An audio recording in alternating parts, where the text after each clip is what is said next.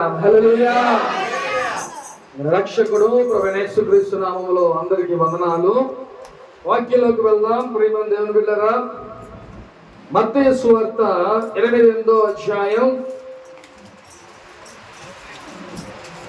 మత్తయి సువార్త 28వ అధ్యాయం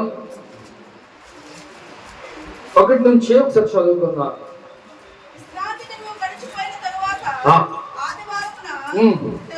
తెల్లవారుచుండగా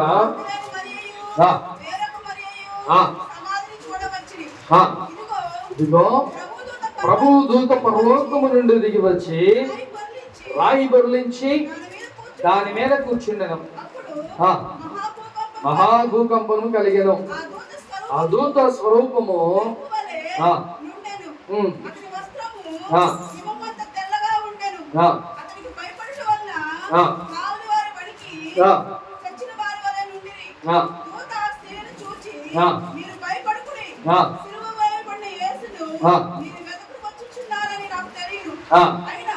ఆయన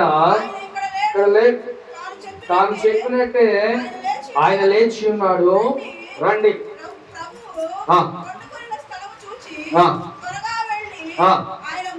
ఆయన మృతుల నుండి లేచున్నాడని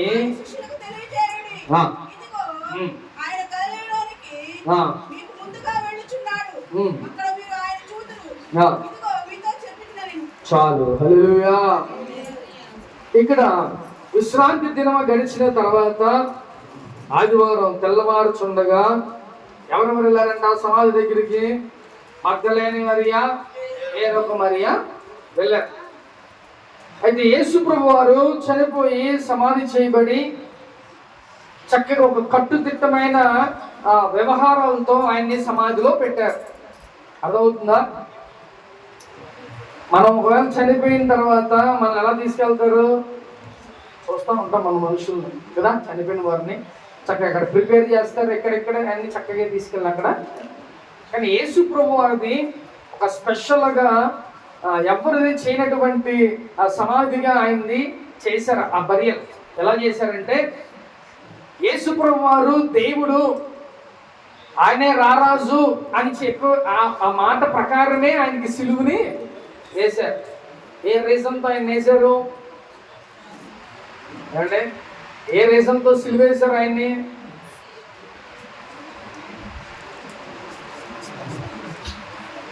ఈ మౌనం మాకు అంగీకారం. మీరు నోరు ఇప్పితే నేను ముందుకు వెళ్తా. యేసు ప్రభు వారిని ఎందుకు సిలువ వేశారు? ఒక రీజన్తోనే ఆయన సిలువ వేశారు. ఏమని అంటే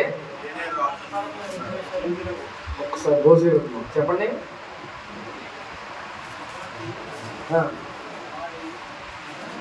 చెప్పొద్దు, అలాగే ఉన్నాయి.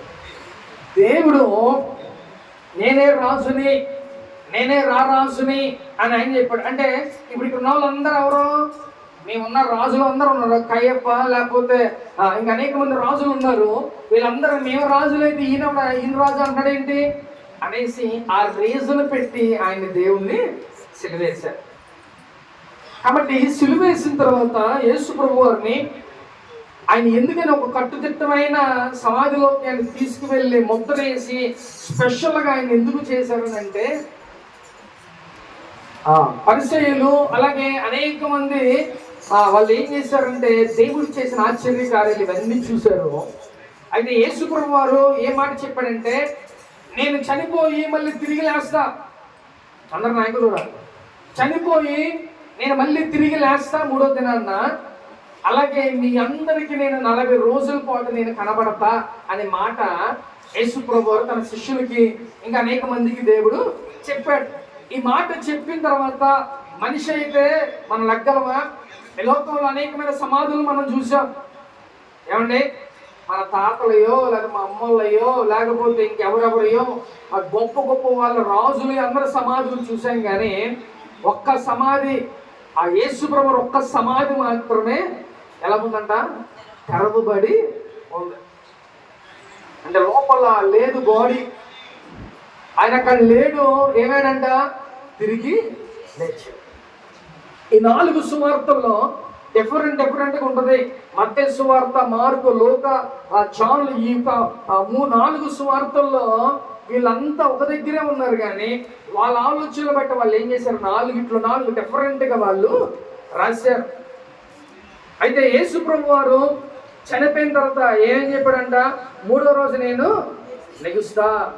అలాగే ఏం చెప్పాడు, 40 రోజుల పాటు మీకు నేను కనబడతా. ఈ మాట యేసు ప్రభు గారు చెప్పాడు. 40 రోజులు కనబడతాం అంటే దెయ్యమా?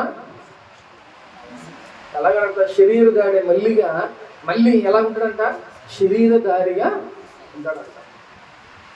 కాబట్టి ఏ ప్రేమ దేవుని బిడ్డ, దేవుడు గొప్పగా ఆయన చెప్పిన ప్రకారమే 3 రోజుల పాటు ఆయన చనిపోయి తిరిగి లేచి 3వ రోజున మళ్ళీ ఆయన 40 రోజుల పాటు కనబడతానని ప్రామిస్ చేశాడు, ప్రవచనం చెప్పాడు. ఆ మాట ఆయన నెరవేర్చాడు. సరే, చనిపోయాడు. 3వ రోజున తన తల్లి అయిన మరియా, వేరే ఒక మరియా ఇద్దరు కలిసి ఏం చేశారంట, సుగంధ ద్రవ్యాలు అన్నీ తీసుకెళ్ళి ఆయన శరీరానికి రాద్దాం, ఆ సమాధికి రాద్దాం. ఇంకా స్మెల్ వస్తూ ఉంటుంది, ఎందుకంటే శవం కంపు కొట్టింది కదా.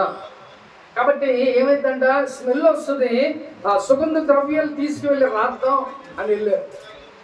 అయితే తన తల్లి, మిగతా శిష్యులు కూడా ఏం విన్నారు?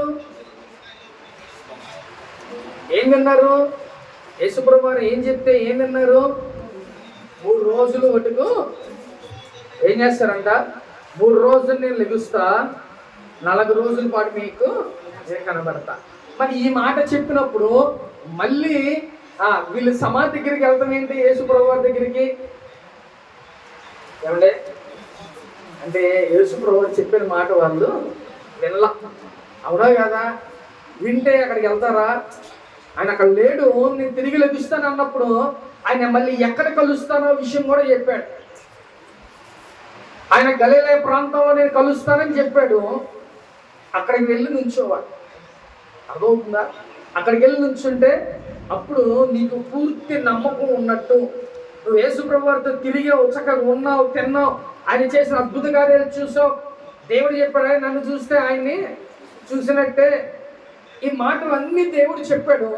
కానీ ఏం చేశారంటే వీళ్ళు, 3వ రోజు తెల్లవారుజామునే చక్కగా సుగంధ ద్రవ్యాలు తీసుకొని వెళ్ళి సమాధంతా క్లీన్ చేసేసి వెళ్ళి చక్కగా వాటికి రాద్దాము, స్మెల్ వస్తుంది అని అనుకున్నారు. కానీ వీళ్ళు వెళ్ళేసరికి ఏమైపోయిందంట, బండరాయి అడ్డు పెట్టిన బండరాయి ఏమైందంట, తొలగించుంది. లోపలికి వెళ్ళి చూస్తే ఆయన లేడు లోపల. ఆయన ఏమైపోయాడంట, తిరిగి లేచాడు.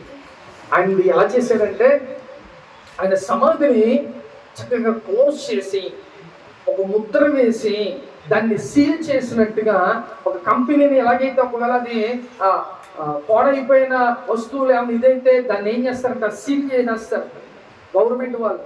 దాన్ని ఎవ్వరు ముట్టుకోవడానికి వీలు లేదు. ఒకవేళ అలా ముట్టుకుంటే జైలు శిక్ష ఉంటుంది. అందుకనే ఏం చేశారంట, యేసు ప్రభు వారిది సీల్ చేసి ఆ సమాధిని క్లోజ్ చేసి కనీసం ఒక 10-20 మంది అన్న ఆ రాయిని తోస్తే తప్ప తొలిగే అంత పెద్ద రాయిని దాన్ని అడ్డుగా పెట్టారు. కాబట్టి వీళ్ళు వెళ్ళేసరికి అంట, అక్కడ చూసేసరికి వీళ్ళు ఎలాగున్నారంట, సమాధి అంతా ఓపెన్ అయి ఉంది. కానీ యేసు ప్రభు వారు అక్కడ ఇక్కడ యేసు ప్రభు వారు చెప్పిన మాట నెరవేరింది. కానీ తన శిష్యులు లేకపోతే తన తల్లి ఇంకా అనేక మంది ఏమయ్యారంట, అవిశ్వాసముతో ఉన్నారు. దేవుడు చెప్పాడయా, నేను లెగుస్తాను 3వ రోజు, 40 రోజుల పాటు మీకు కనబడతా, మీతోనే ఉంటా అని చెప్పిన వ్యక్తి మళ్ళీ వీళ్ళు సమాధి దగ్గరికి వెళ్తే ఎక్కడ తెలుస్తానని చెప్పాడంటే, దేవుడు ఒకసారి చదువుదామా?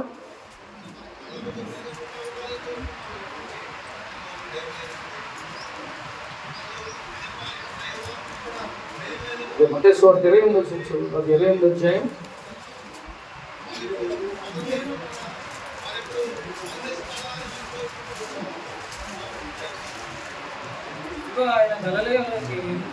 అదిగో ఎన్నో వచ్చినారా,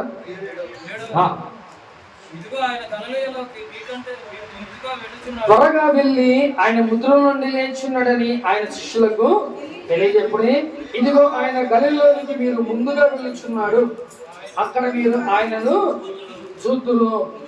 ఇదిగో మీతో చెప్పుతున్నాను అన్నాడు. కాబట్టి ఎక్కడ కలుస్తానని చెప్పాడంటే దేవుడు గలిలయ ప్రాంతంలో నేను అక్కడ మీ అందరికి నేను మళ్ళీ కనబడతా అని చెప్పాడు. కాబట్టి యేసు ప్రభువారి కోసం వీళ్ళు వెతుక్కుంటా వెళ్ళారు. కానీ ఏమైందంట, అక్కడ యేసు ప్రభువారు లేరు. ఆయన ఏమైందంట, లేపబడి ఉన్నాడు. హల్లెలూయా. కాబట్టి ఆయన లేపబడి ఉన్నాడు. వెంటనే వీళ్ళు చూసి తన శిష్యులతో ఈ మాట పరిగెత్తకుండా వాళ్ళిద్దరు వెళ్ళిపోయి మిగతా శిష్యులందరికీ చెప్పారు, అయ్యో దేవుడు అక్కడ లేడు, ఎక్కడ కలుసుకోమని చెప్పారంట. గలిలయ ప్రాంతంలో కలవని ఎవరు చెప్పారు? దేవదూత వాళ్ళతో చెప్పారు. వెంటనే వీళ్ళు పరుగున అక్కడికి వెళ్ళిపోయారు, గలిలయ ప్రాంతానికి. అక్కడ దేవుడు వాళ్ళకి ప్రత్యక్షం.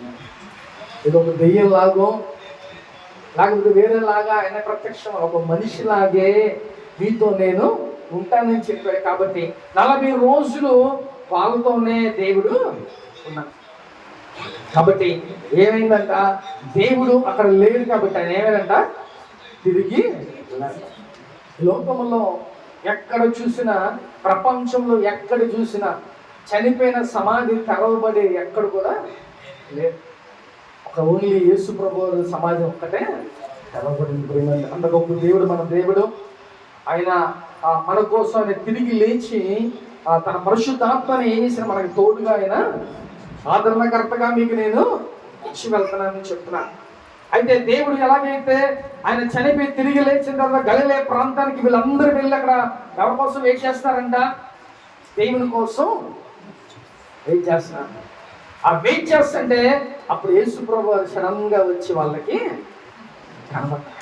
ఇప్పుడు దేవుడు చెప్పినట్టుగా చక్కగా నేను తిరిగి లెగుస్తాను, నేను ఇక్కడ లేను, నేను తిరిగి మళ్ళీ లెగుస్తానని చెప్పి దేవుడు చెప్పాడు.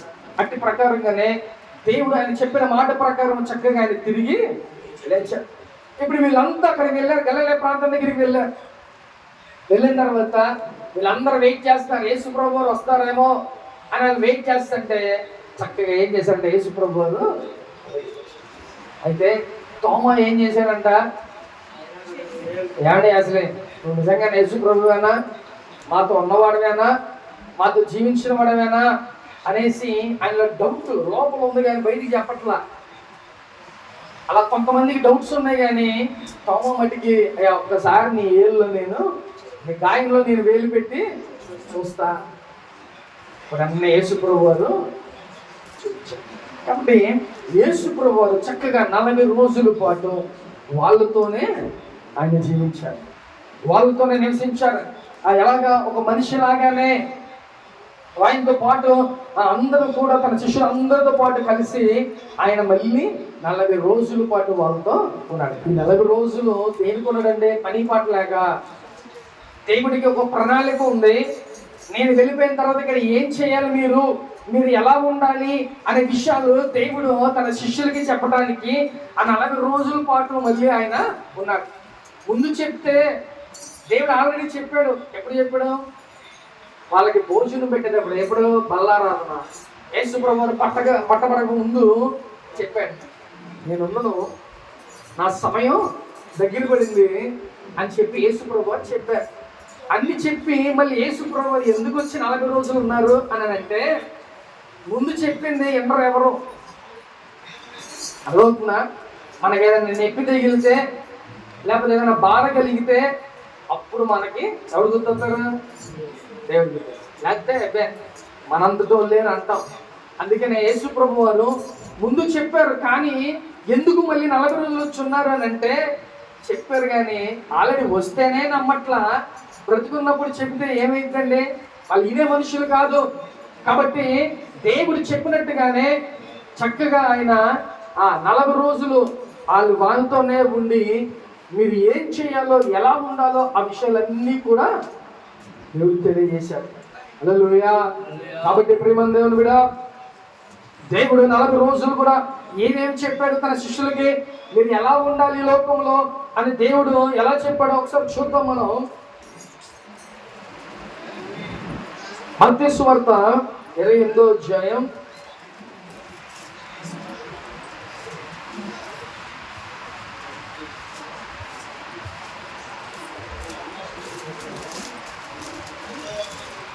28 16 వచ్చిన చదువుతాను. 11 మంది శిష్యులు యేసు తమకు కొండకు వెళ్ళిరి. వారు ఆయన్ని చూచి ఆయనకు మొక్కిరి గాని, చూడండి ఏమేరంట అంటే గుడ్డిగానే వాళ్ళు నమ్మలేని పరిస్థితులు ఉన్నారు. అంటే చూస్తున్నారు, నమ్మినట్టే ఉన్నారు కానీ నమ్మనట్టుగా ఉంటున్నారు. మనం కూడా ఏం చేస్తాం, ఊరగా మనం ప్రార్థన చేసుకుంటాం, లేకపోతే అయ్యగారితో ప్రార్థన చేయించుకుంటాం. అబ్బో అయ్యిద్దా అవుదా, మనం చర్చిలోంచి వెళ్ళేటప్పుడు ఇంటికి వెళ్ళేదాకా కూడా అదే ఆలోచన, మనకు తగ్గిద్దా తగ్గదా, నాకు స్వస్థపడిద్దా లేదా, ఈ ఆలోచనలతో మనం ఉంటాం. వన్స్ ఒక్కసారి మనం ప్రార్థన చేసుకున్నాం లేదా పాస్టర్ గారితో ప్రార్థన చేయించుకుంటే చాలు, అది అయిపోతాం అనేది చాలా ఇంకా దేవుడు స్వస్థ ఇచ్చాడు. ఆ ఫీలింగ్, ఆ విశ్వాసం నీకుంటే అప్పుడు దేవుడు నీకు స్వస్థత. కాబట్టి ఇక్కడ నమ్మని అంటే వానికి మొక్కేది కానీ ఎట్లా ఉన్నారంటే కొంతమంది సందేహిస్తున్నారు, కొంత డౌట్గా ఉంటున్నారు. అరే నిజంగానే యేసు ప్రభువారేనా, ఈయన మన దగ్గరికి వస్తాను అని చెప్పారు అని వాళ్ళు అనుకుంటా ఉంటారంట. తర్వాత చూద్దాం.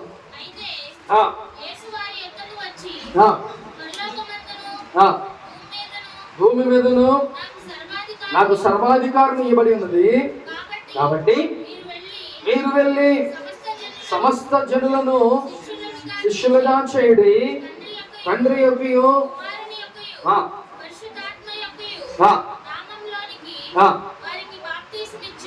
చాలు. ఇక్కడ ఏం చేయమన్నాడంటే యేసు ప్రభు గారు, అయ్యా సర్వలోకానికి వెళ్ళండి, సర్వ సృష్టికి మీరు ఏం చేయాలంట, సువార్తను అందించండి. అందించి ఏం చేయాలంట, నమ్మిన వారికి ఏం చేయాలంట, బాప్తిసం మీరు ఇవ్వండి. ఈ మాటలు తన శిష్యులు చెప్పారు. కాబట్టి ఆయన వెళ్ళబోయే ముందు ఆ విషయాలన్నీ కూడా చెప్తే చక్కగా ఇప్పుడు మన వాళ్ళు ఏం చేస్తున్నారంట, చాలా మంది సేవకులు పాపం శిష్యులు తయారు చేయలేకపోతున్నారు.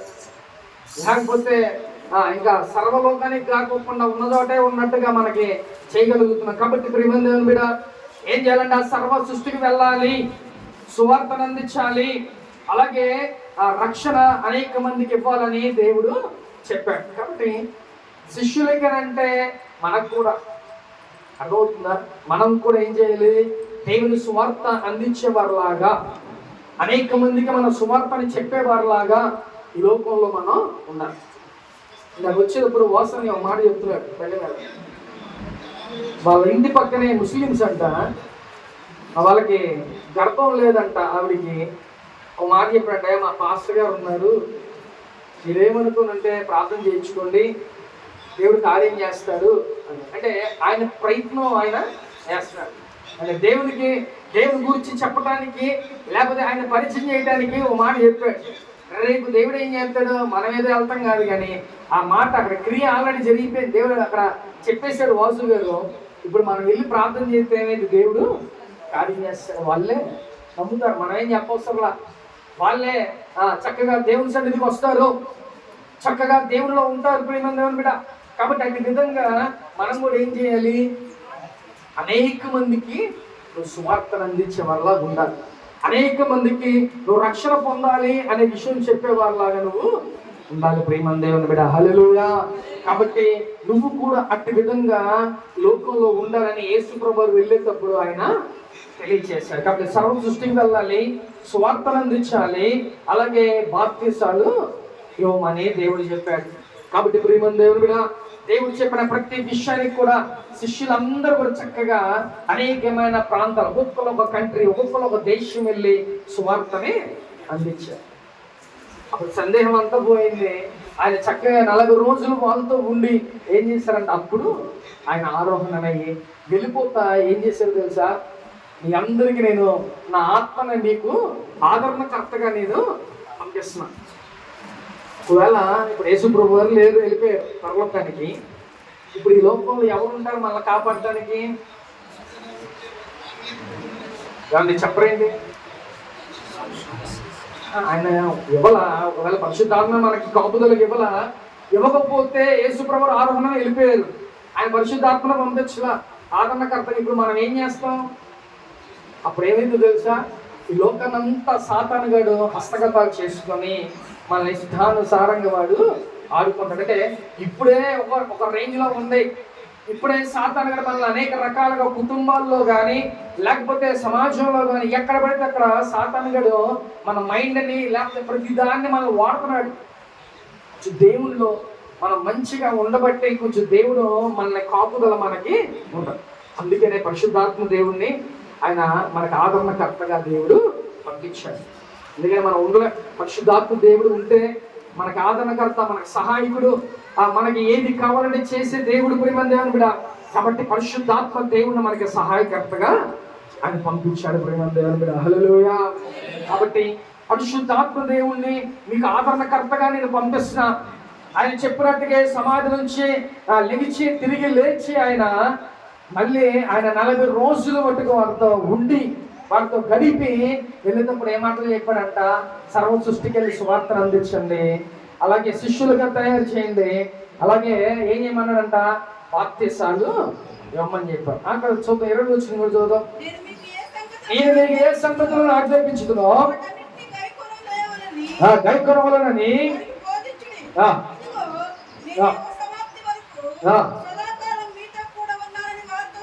చాలు. హల్లెలూయా. ఇక్కడ ఏం చెప్పాడంట? నేను ఏది మీకు ఆజ్ఞాపించానో, నేను వీరికి ఏది చెప్పానో ఆ ప్రకారంగా మీరు చేయాల్సిందే. కాబట్టి ప్రేమ దేవుని బిడ్డ, దేవుడు కూడా మనకి అనేకమైన విషయాలు మనకి చెబుతూ ఉంటాడు. అవి కూడా మనం విని నడుచుకోవాలి. అంతేగాని మనం ఎలా పడితే అలా ఉంటే కుదరదు. దేవుడు ఏం చెప్తాడో లేదా సేవకుడు ఏం చెప్తాడో ఆ ప్రకారంగా విని దాన్ని బట్టి మనం నడుచుకొని మనం ముందుకు సాగాలి. అంటే మన ఇష్టానుసారంగా మనం ఎలా పడితే అలా ఉంటే అది కుదరని వాళ్ళు. నువ్వు ఎలా పడితే అలా ఉండే రేపు దేవుని ప్రభువా నాకు సహాయం చేయ్యా, లేకపోతే నాకు ఇది చెయ్యయ్యా అని వాళ్ళు అంటే ఎదురు చేయాలండి దేవుడు. నువ్వు మాట వినకోకుండా, నువ్వు దేవునికి సరిగ్గా లోబడకోకుండా నువ్వు ఎలా పడితే అలా జీవిస్తే దేవుడికి చేయాలా? అని పాటిస్తే ఏమైందంట? మనకి దెబ్బతింది. ఏమంటాం? ఏమంటాం చెప్పడండి అండి. తగలదే ఉంది, తగలగానే ఏమంటా అమ్మా అంటాం. కాబట్టి ప్రియమైన కూడా మనకు కూడా ఒకసారి దెబ్బలు తగులుతూ ఉంటే చక్కగా దేవుని కోసం నువ్వు బ్రతికితే, దేవుని కోసం నువ్వు జీవిస్తే దేవుడు కూడా ఇష్టపడతాడు. నువ్వు నీకు ఏదైనా చెయ్యాలంటే దేవుడు అది చేస్తాడు. మనకి ఎలా ఉంటుందంటే దేవునిలో మనం అటు ఇటుగా ఉండి అయినా మనకి షేమ్ లేకోకుండా ఎలాగెళ్తాం దేవుని దగ్గరికి వెళ్ళి ప్రభు నాకు చేయవా, నాకు ఈ కార్యం చేయవా అని అడుగుతాం. ఎలా ఉంటుందండి? అది ఎలా ఉంటుందో తెలుసా? ఎదుటోడి దగ్గర డబ్బులు తీసుకొని అడిగినప్పుడు మనం లేవన్నట్టు చూసారా? అలా ఉంటుంది. దేవుని కోసం నువ్వు బ్రతుకు, దేవుని కోసం మంచిగా ఆయన మాట విను, ఆయనకు లోబడు, అప్పుడు దేవుడు నీ కోసం ఏదైనా చేస్తాడు. అర్థమైందా? కాబట్టి మనం కూడా దేవుడు ఆయన తిరిగి లేచాడు మన కోసం. చక్కగా ఆయన చెప్పినట్టుగానే 3వ రోజు ఆయన లేచి చక్కగా ఆయన మన కోసం 40 రోజులు ఆ శిష్యులతో ఉండి ఆయన ఏ మాటలైతే చెప్పారో ఆ ప్రకారం మీరు జీవించండి అయ్యా అని చెప్పి ఆయన మళ్ళీ ఆరోహణమైపోయాడు. ప్రేమ దేవుని మీద హల్లెలూయా. కాబట్టి మన దేవుడు గొప్ప దేవుడు, ప్రేమ దేవుని మీద ఆయన కూడా ఈ యొక్క ఆయన సమాధి చేయబడిన తర్వాత కూడా చాలా మంది అక్కడ ఉన్న పెద్దలందరూ కూడా ఏమయ్యారంట? లేదులే ఎవరో రాయ తొలగించుంటారు, ఈయన వెళ్ళిపోయాడు. ఏమంటే ఆఖరికి ఆయన చనిపోయే ఆ యొక్క సూచనలన్నీ కూడా మనకి బైబిల్ గ్రంథంలో ఉన్నాయి, లేకపోతే ఆధారంతో సహా మన వాళ్ళంతా నిరూపించారు.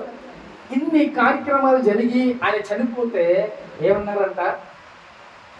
రాయిని ఎవరో తీశారు, కొంతమంది ఈయన పారిపోయాడు. ఇలాంటి మాటలు, ఇలాంటి సందేహాలు ఇప్పుడు కావు, అప్పుడే వాళ్ళు అన్నారు. ఒకసారి చూద్దాం. మనం 28:11 వచ్చిన చూద్దాం. కావలి వారిలో పట్టణంలోనికి వచ్చి జరిగిన సంగతులన్నిటినీ ప్రధాన యాజకులతో చెప్పిరి. కాబట్టి వారు పెద్దలతో కూడి వచ్చి ఆలోచన చేసి ఆ సైనికులకు చాలా ద్రవ్యం ఇచ్చి మేము నిద్రపోతుండగా ఉండగా అతని శిష్యుడు రాత్రి వేళ వచ్చి అతనిని ఎత్తుకొని పోయినని మీరు చెప్పుడి. ఇది అధిపతి చెల్లినబడిన ఎడలా మేము అతనిని సమ్మతిపరచి నీకేమీ తొందర కలగకుండా చేతుమని చెప్పిరి. అప్పుడు వారు ఆ ద్రవ్యము తీసుకొని బోధింపబడిన ప్రకారము చేసిరి. ఈ మాట యూదులలో వ్యాపించి నేటి వరకు ప్రసిద్ధమై ఉన్నది. చాలు. హల్లెలూయా. ఏమంటే చెడ్డ మాట ఒక మాట చెబితే ఎలా ఉంటుందంట? ఎలా ఉంటుంది? మొత్తం అది బౌండరీస్ దాటిపోతాయి. అంతేనా? ఒక చెడ్డ మాట అది స్ప్రెడ్ అవ్వాలంటే ఊరకనే వెళ్ళిపోద్ది. అదే ఒకవేళ మంచి మాట అయితే స్లోగా, చాలా స్లోగా వెళ్తుంది. అదే చెడ్డ మాట అనుకో, మనకి రచ్చబండ్లు ఉంటాయి, అర్థమవుతుందా? మనకి కొన్ని రచ్చబండ్లు ఉంటా ఉంటాయి. ఇక అవి మామూలుగా ఉండవు, బండ్లు పగిలిపోవడమే అన్నమాట. అలా ఉంటాయి. అది ఇక బ్యాడ్ అనేది కొంచెం స్ప్రెడ్ అయిన, అది నిజమా కాదో కూడా తెలియదు, అది ఏంటో కూడా తెలియని పరిస్థితి. కానీ ఏమైందంటే రచ్చబండ్ల దగ్గర బండ్లు పగిలిపోయేటట్టుగా మాట్లాడుకుంటారు. అదే మంచి మాట అయితే ఊరకనే ఇద్దరులోనే ఉంటుంది, ఇద్దరు ముగ్గురు. అదే చెడ్డ మాట అయితే స్ప్రెడ్ అయ్యి. కాబట్టి ఆ మాటలు ఎలాగుంటాయి అంటే అవతల అటు ఇటు కూడా స్ప్రెడ్ అయిపోతుంది. కొంతమంది నా గురించి న్యూస్ వీడియో వల్లే నా గురించి విజయవాడలో కూడా ఎంక్వైరీ చేశారంట. చెప్తున్నా అంటే ఇటు విధంగా అనేకమైన మాటలు ఎప్పుడు వచ్చినాయి అంటే ఆ రోజుల్లోనే. ఏమనంట వాళ్ళకి తెలుసు, అయినా కూడా ఏం చేశారంట, వాళ్ళ శిష్యులు పిలిచి అక్కడ సైనికులను పిలిచి, అక్కడ కాపలదారులు ఉన్నారు కదా, వాళ్ళని పిలిచి ఏమన్నారంటే, బాబు మీకు డబ్బులు ఇస్తాము, మీరు ఏం చెప్పాలి? ఎవరో వాళ్ళ శిష్యులు అంతా దొరిలించేసి తీసుకొని వెళ్ళిపోయారు. అంటే ఆయన తిరిగి లేచాడు కాదు, సమాధిని ఆయన శవాన్ని తీసుకొని వెళ్ళిపోయారు అని మీరు చెప్పండి, డబ్బులు ఇస్తాం అంటే అక్కడ వాళ్ళు యాక్సెప్ట్ చేసినట్టే. అవునా కదా? వాళ్ళు దాన్ని యాక్సెప్ట్ చేసినట్టే. యేసుప్రభువు వారు చనిగి తిరిగి లేచాడని తెలుసు, అయినా వాళ్ళు ఏం చేస్తున్నారంట, మీకు డబ్బులు ఇస్తామరా బాబు, మీరు అలా చెప్పొద్దు. ఏం చెప్పాలంట, వాళ్ళ శిష్యులు వచ్చి రాయిని దొరిలించి ఆ యొక్క యేసుప్రభువు వారి యొక్క శరీరాన్ని తీసుకొని వెళ్ళిపోయారు. ఈ మాట ఇప్పుడు నేను చెప్పలా, ఊరంతా యూద దేశంలో మొత్తం కూడా వ్యాపింపజేసింది. అంటే స్ప్రెడ్ అయిన మొత్తం ఈ మాటలు స్ప్రెడ్ అవ్వగానే ఏమనుకుంటారంట, ఇదే అనుకుంటారు. అవునా కదా? అంటే ఈ మాటే నిజం అనుకుంటారు. కానీ యేసుప్రభువు వారు ఆయన తిరిగి లేచారనే వాళ్ళకు కూడా ఆ విషయం తెలుసు. కానీ ఏం చేశారంటే తప్పుడుగా అవి ప్రచారాలు చేశారు. దేవుని హల్లెలూయా. కాబట్టి దేవుడు ఆయన తిరిగి లేచాడనేది వాస్తవం. అలాగే 40 రోజుల పాటు వాళ్ళతోనే ఉన్నారనే మాట వాళ్ళకు నిజం. కాబట్టి వాళ్ళు సాక్షులుగా అనేకమైన దేశాల ప్రాంతాల్లో ఆయన గురించి విన్నవి కన్నవి అన్నీ కూడా వాళ్ళు చెప్పారు. కాబట్టి ఈరోజు ఏమైందంట, యేసు ప్రభువు వారు చనిపోయి తిరిగి లేచాడు. హీ ఈజ్ నాట్ దేర్, ఆయన అక్కడ లేడు. కానీ ఏమైందంట, లేచాడు. 3వ రోజు ఆయన లేచాడు. హల్లెలూయా. ఆత్మ చూపుచున్న మాట సోదరులందరికీ